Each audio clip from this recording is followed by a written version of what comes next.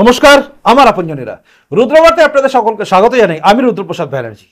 এই রাজ্যের রাজ্য সরকার মানে তৃণমূল সরকার আর কি, মমতা বন্দ্যোপাধ্যায় যার সুপ্রিমো সেই তৃণমূল দল, এবং এই রাজ্যের মুখ্যমন্ত্রী মমতা বন্দ্যোপাধ্যায় কম্পার্টমেন্টাল মুখ্যমন্ত্রী বলেন অনেকে। তো সেই মুখ্যমন্ত্রী মমতা বন্দ্যোপাধ্যায়ের এই দল এবং রাজ্য সরকার সবাই কিন্তু আজকে একটু চরম হতাশার মধ্যে চলে গেল। আজকে এমনই একটা পরিস্থিতি তৈরি হলো যে তৃণমূল কংগ্রেসের বাঘা বাঘা নেতারা একটু চিন্তায় পড়ে গেছেন। আসলে ঘটনাটা কি আপনারা জানেন, এই রাজ্যে তৃণমূল কংগ্রেস মানে হচ্ছে এমনই একটা দল যে দল একদম পুরো সিপিএম এর বাধা ছকে চলে, এবং সিপিএম এর একদম যোগ্য ছাত্রী বা সুযোগ্য ছাত্রী হিসেবে মমতা বন্দ্যোপাধ্যায়ের নাম কিন্তু অনেকেই অভিযোগ করেন যে তিনি একদম সুযোগ্য ছাত্রী। বামফ্রন্ট বা সিপিএম যে কায়দায় ক্ষমতায় টিকে থাকতো একই কায়দা রপ্ত করে নিয়েছেন মুখ্যমন্ত্রী মমতা ব্যানার্জি বা তৃণমূল নেত্রী মমতা ব্যানার্জি। এটা সবাই বলেন, কারণ তার টিকে থাকার যে চিন্তা এবং টিকে থাকা, লড়ে থাকা, আটকে রাখা, মানে সিপিএম যেরকমভাবে করতো আর কি, মানে রিগিং থেকে শুরু করে সবকিছু, সন্ত্রাস ফন্ত্রাস থেকে শুরু করে সব। তবে এখানে আবার একটু এগিয়ে গেছেন, কারণ নির্বাচন পরবর্তী হিংসা দেখে আচ্ছা আচ্ছা লোকের মাথা মানে চক্ষু চড়ক গাছ হয়ে গেছিল, মানে 2021-এর কথা বলছি। যাই হোক, তো সেই তৃণমূল কংগ্রেস এখানে ভোটে কিন্তু ম্যানেজ করতে পারে, কিন্তু ম্যানেজ যেখানে করতে পারে না সেটা হচ্ছে আদালত। হ্যাঁ, আদালতে গিয়ে কিন্তু মমতা বন্দ্যোপাধ্যায়ের দল এবং এই রাজ্য সরকার মুখ থুবড়ে পড়ে। বিভিন্ন সময় কলকাতা হাইকোর্টে একের পর এক নির্দেশে এই রাজ্য সরকার নাজেহাল হয়ে গেছে। তাই মমতা বন্দ্যোপাধ্যায় মাঝে মধ্যে চিৎকার করে বলেন, আমি আদালতের রায় মানবো না, আমি মানবো না। এটা বলেন তিনি, আমি মানছি না, আমি মানবো না। এসব তার কথা আমরা শুনি নির্বাচনের সময়, এই 2024-এর লোকসভা নির্বাচনের আগে এগুলো আমরা শুনেছি। তো সেরকমই একটা শুনবো না, মানছি না, মানবো না টাইপের মানে কি বলবো রায়, কলকাতা হাইকোর্টের রায়, তার বিরুদ্ধে সুপ্রিম কোর্টে চলে গিয়েছিল রাজ্য সরকার। আর সেখানে গিয়ে আজকে কিন্তু একটা ঝটকা বলবো না, ঝটকা বললে ঝটকা শব্দটাকে এত বেশি আমরা ব্যবহার করে ফেলেছি, এই শব্দটার ব্যবহার করা যাবে না, কারণ ঝটকা অ্যাকচুয়ালি আমরা খেয়ে গেছি। কারণ দুর্নীতিগ্রস্ত এই দলটা এত দুর্নীতি করার পরে, এত অত্যাচার, এত সন্ত্রাস করার পরেও 29টা সিট যখন লোকসভায় যেতে, তখন ঝটকা বঙ্গবাসী আমাদের দিয়ে দেয়। মানে আমরা যারা গলা ফাটিয়ে দুর্নীতির বিরুদ্ধে বলেছি, যারা কিচ্ছু ভাবিনি, নিজেরটা না ভেবে বিপদের সামনে দাঁড়িয়েছি, তারা ঝটকা খেয়ে যায়।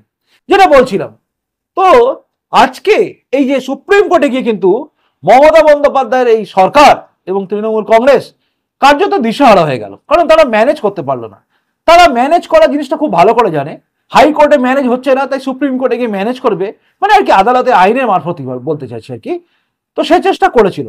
আপনারা জানেন 2024 সালের মানে এই বছরেরই 29শে এপ্রিল এই মামলাটার শুনানি প্রথম হয়, এবং সেই শুনানিতে সেই যথারীতি তৃণমূলের হয়ে দাঁড়ানো, গলা ফাটানো, মানে দুর্নীতি কেউ করলে তৃণমূলের, তাকে বাঁচানোর জন্য কংগ্রেস থেকে অভিষেক মনু সিংভি লাফিয়ে নেমে আসেন। তো তিনি দাঁড়িয়েছিলেন সুপ্রিম কোর্টে, দাঁড়িয়ে তিনি মামলাটা লড়েন, এবং সেই লড়ার সময় প্রথম দিনই কিন্তু বিচারপতি BR গাভাই তিনি কিন্তু পরিষ্কার করে একটা শুনানি চলাকালীন বলেন, এবং তিনি বলেন যে কেন আপনারা একজন প্রাইভেট বা ইন্ডিভিজুয়াল সোল, মানে একজন ব্যক্তি বিশেষের জন্য কেন রাজ্য সরকার নামছে, পিটিশন করছে ওনা।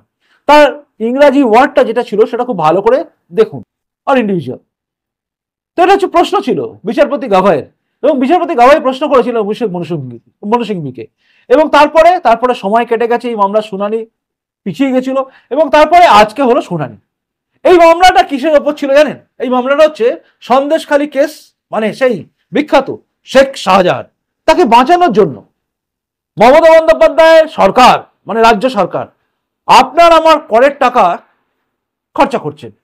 একজন ব্যক্তি শাহজাহান, যাকে আবার তৃণমূল নিজের বাঘ ভাবে কিনা জানি না, তো এই বাঘ বা ছুঁচো বা বিড়াল যাই বলুন, এই টাইপের এই শেখ শাহজাহানকে বাঁচানোর জন্য, যার বিরুদ্ধে মহিলাদের উপর অত্যাচার করার অভিযোগ রয়েছে, এবং যিনি রাত্রিবেলা পিঠে তৈরি করার জন্য ডেকে পাঠাতেন বলে অভিযোগ,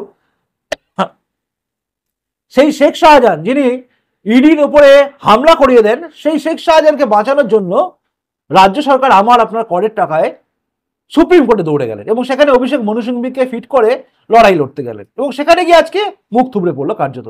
কারণ আজকে বিচারপতি BR গাভাই এবং তার সঙ্গে সঙ্গে বিচারপতি KV বিশ্বনাথন, এই দুজন বিচারপতি ডিভিশন বেঞ্চে এখানে গিয়ে কিন্তু আজকে অভিষেক মনু সিংভিকে শুনতে হলো যে না, সিবিআই তদন্ত যেভাবে চলছে সেভাবে চলবে। এবার সিবিআই তদন্ত কিসের উপরে?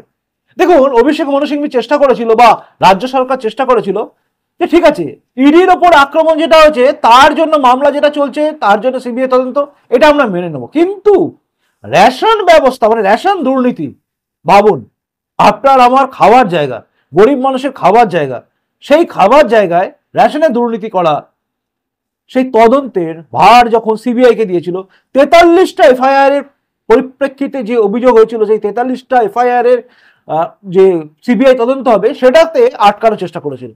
কিন্তু এখানে গিয়ে সুপ্রিম কোর্টের বিচারপতিরা এইটাকে নাকচ করে দেন, অর্থাৎ তাদের আবেদন শোনা হয়নি, মানে খারিজ হয়ে যায়।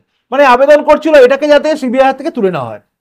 আপনি ভাবুন, প্রত্যেকটা জায়গায় মানুষ কি চায়, আমি যদি দোষ না করি আমি কি বলবো, চলুন কোর্টে চলুন, প্রমাণ করা যাবে, আদালতে বিচার হবে। কিন্তু আমি মামলাটাই করতে চাইছি না, যাতে মামলাটা তদন্ত সিবিআই না করে। এটা কেন? আমি দেখলাম একটা অদ্ভুত ভাবে এই রাজ্যে তৃণমূল কংগ্রেসের অনেক মুখপাত্র বেশ গর্বের সঙ্গে অনেক জায়গায় বলেছেন যে এগুলো সিবিআই তদন্ত করছে, এগুলো সবকিছু হচ্ছে বিজেপির চাল, বিজেপির কাছের লোক, মানে একটা কি বলবো এজেন্সি বা অমুক তমুক হ্যানত্যান হচ্ছে সিবিআই, তারা কাজে লাগাচ্ছে, একটা উইংস, তারা কাজে লাগান। এই যে কথাগুলো বলছেন, এর মাধ্যমে তারা এটাও বলতে চাইছেন নাকি সুপ্রিম কোর্টের হয়তো যে বিজেপির তরফে আছে, তার জন্য সুপ্রিম কোর্ট আদেশ দিচ্ছে যে না, হাইকোর্টও দিচ্ছে বিজেপির হয়, সুপ্রিম কোর্টও দিচ্ছে বিজেপির হয়। এটা কিন্তু কেউ বলছেন না। আজকে দেখছিলাম ব্রাত্য বসু দেখছিলাম আজকে বেশ সুপ্রিম কোর্টে যে এই যে ভাইস চ্যান্সেলর নিয়োগ নিয়ে খুব খুশি হয়েছে, যেহেতু আরেকজনকে অ্যাপয়েন্ট করা হচ্ছে, একজন এক্স জাস্টিসকে অ্যাপয়েন্ট করা হচ্ছে, তাকে দিয়ে তার মধ্যস্থতায় একজন ওই রাজ্যপালের সঙ্গে মধ্যস্থতা করে তারপরে ভাইস চ্যান্সেলর নিয়োগ করা হবে। এটাতে তিনি কিন্তু খুব খুশি। তিনি বললেন যে ন্যায়ের জয় হলো, অবশেষে ন্যায়ের জয় হলো, অমুকের জয় হলো। আর এটার ক্ষেত্রে তিনি কি বলবেন, এটা কি জয় হলো না? আসলে তৃণমূল কংগ্রেস জানে দুর্নীতি তদন্ত হলে কিন্তু সর্বনাশ।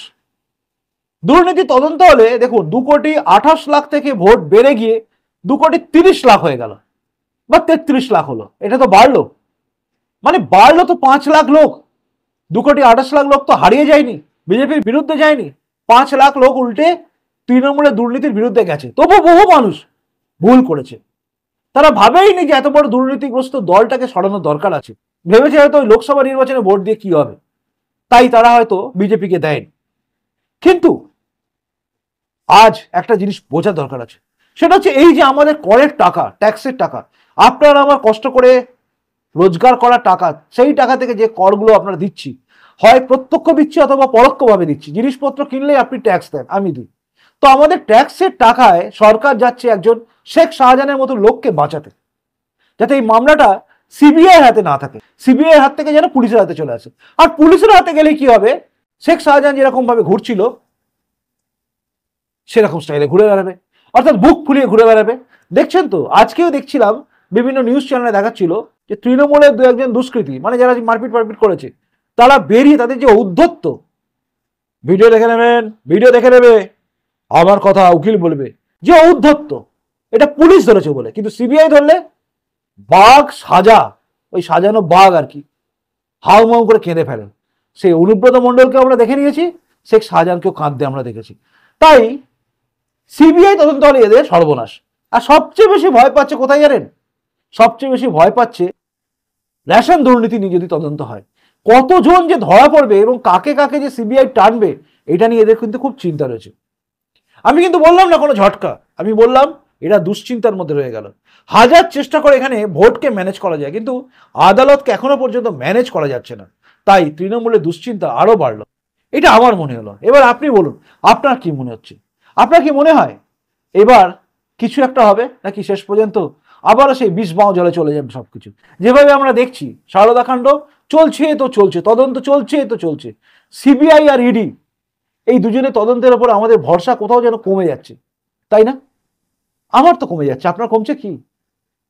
সিবিআই ইডিকে কিন্তু প্রমাণ করতে হবে এই রেশন দুর্নীতি মামলায় রাঘব বোয়ালকে যেন টানা হয়, এবং বিভিন্ন দুর্নীতিতে আসল যারা জড়িত তাদের যেন টানা হয়। এবার যা হয় হবে, কারণ এটা তো আদালত নির্দেশ দিয়েছে, জানি না কি হবে শেষ পর্যন্ত। আমার যেটা মনে হয় আমি আপনাদের বললাম, আপনার কি মনে হচ্ছে অবশ্যই কমেন্ট বক্সে কমেন্ট করে জানান।